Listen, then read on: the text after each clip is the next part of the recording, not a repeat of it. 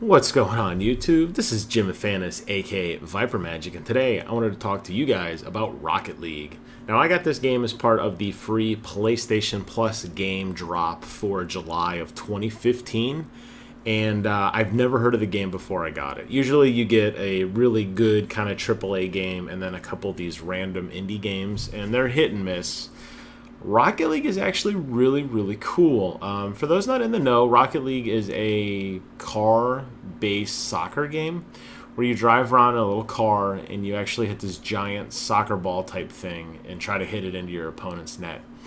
What makes it unique is the most common game mode is 3-on-3. But you could drive on the walls and on the ceiling in certain areas just for a little bit before you fall over. You have a jump button, which allows you to kind of jump in the air and try to position your car to hit the ball. Or you could just stay on the ground and just slam into it at a high speed. You could also crash into other cars and blow them up temporarily if that works for you. If you want to do that instead, you can do that. And it's 5-minute matches. They go by really quick. Because there's not a lot going on in terms of graphics, and it's just a giant arena, 3 cars on your team, 3 cars on another team, a giant soccer ball, and the ambiance is, it depends. Sometimes the fields could be the arenas could be in the middle of some random field at night. It could be in the side of some city. There's a bunch of different random elements and places you could play, but because there's really not a lot to the game, it's very well polished. It runs at, I would say, 60 frames a second, if not very close. There's no hiccups or anything. It's a very smooth, fluid game, and I think, obviously, because there's not a lot on the screen, it better be, especially with PlayStation 4 hardware. The physics are a little wonky sometimes, but I think that's just kind of the joy of it. Sometimes you'll hit the ball dead on, and it'll go up more instead of straight, and that depends on what kind of car you have, too. But I don't know, the physics are a little off, but that's okay. I mean, it's kind of sporadic. I mean, it kind of comes together loosely. I can't say that people could make a precision shot in this game and say, I guarantee I'll hit the ball there. It just kind of happens. And because you're constantly driving around hitting the ball tons of times, sometimes you'll hit it towards your goal, sometimes you'll hit it toward their goal. Sometimes you'll set up for these amazing shots you don't even realize. Sometimes you'll be, just this close to hitting a ball in the goal, and another, you completely miss the ball, or another car will broadside you. It's that kind of frantic gameplay that just really, whatever happens almost. But it's actually a lot of fun. I know it's ported over from the PC. It's very clear from the options menu that it came from the PC world.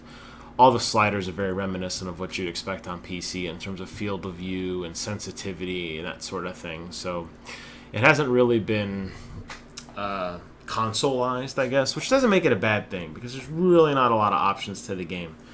One of the drawbacks, one of the things I don't like about the game is that while there are plenty of skins to choose from, and I don't mean skins, I mean actual car types, whether you want to be a giant bus or a dune buggy or a race car or an old roadster, they have all these cars you could select from, and they're a lot of fun. They all look very different, but they handle identically, as far as I can tell.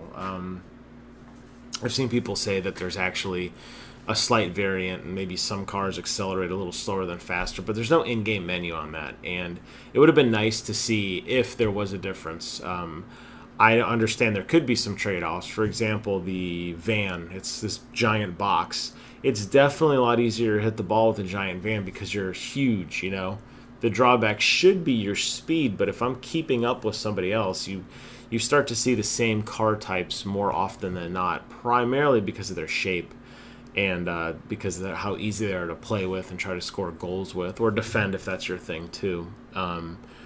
So it's kind of clear that the fan base has already chosen certain cars, and had there been more trade-offs in the game, I think it probably would have been a little more robust system.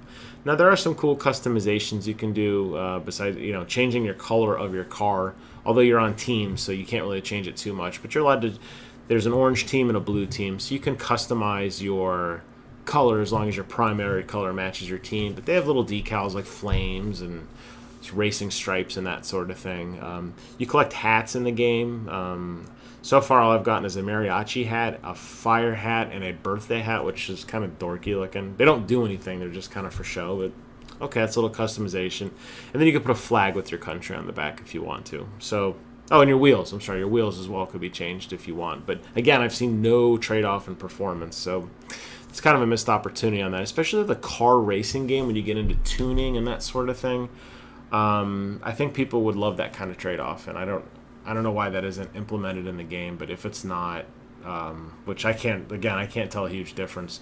The statistics on each vehicle would help immensely. So other than that drawback, it's fun. It's one of those games you play and it's almost like a guilty pleasure as you're playing it. You're like, this is really stupid, but I can't put it down. Again, the physics are kind of wonky. You're going to miss a lot of shots that you feel like you should make. You're going to do a lot of things that you just are like, oh, I wanted to hit the ball and I missed it. But because the games are bite-sized, it's definitely a great distraction from your main game, or main games rather, if you're just like turning your console and you're like, I'm bored, what do I want to do? And you're waiting for your buddy or something.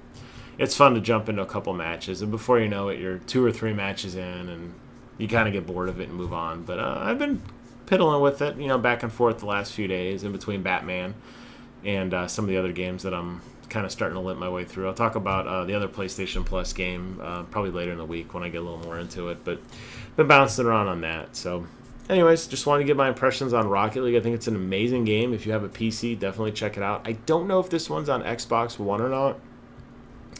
I hope it is for all my friends in the Xbox land, because I think you're going to enjoy it. I definitely know it's on PC. Obviously, we got it for free this month on PlayStation Plus. But hey, Rocket League, check it out. Let me know what you guys think if you like it, because I want to know. Am I doing something wrong, or is the physics just as crazy as I think it is? As always, I want to thank you guys for watching. Please do me a favor. Comment, rate, subscribe. Let me know what you guys think about this video and anything else I'm talking about. And until next time, I will see you guys on the other side.